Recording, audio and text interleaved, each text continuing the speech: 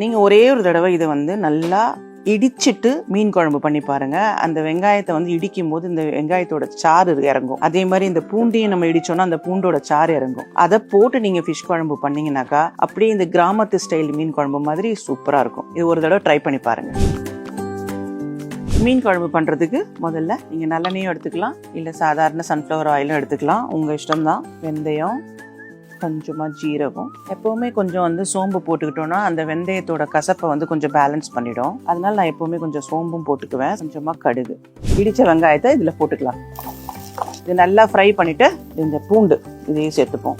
தாராளமாக கருவேப்பிலை, ஒரு 4 பச்சை மிளகா இப்படி உடச்சி போடுங்க.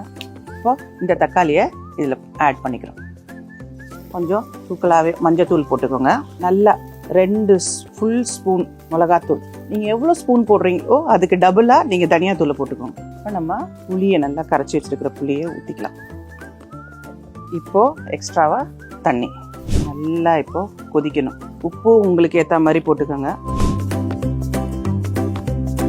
எல்லாமே ரெடி ஆயிடுச்சு பாருங்கள். இந்த மேலே இந்த எண்ணெய் அப்படி மறந்து வருது இல்லை, இந்த சமயத்தில் தான் நம்ம வந்து மீனை போடணும்.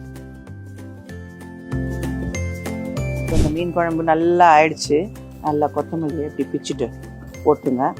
கடைசியாக கொஞ்சோண்டு நல்லெண்ணெய். இப்போ அவ்வளோதான். இப்போ மீன் குழம்ப ஆஃப் பண்ணிடலாம். நானே சொல்லிக்கூடாது, இருந்தாலும் ரொம்ப சூப்பராக இருக்குது. நீங்களும் ஒரு தடவை பண்ணி பாருங்கள், சாப்பிடுங்க. அப்புறம் எனக்கு கமெண்ட்டில் சொல்லுங்கள் எப்படி வந்ததுன்னு. ஓகே.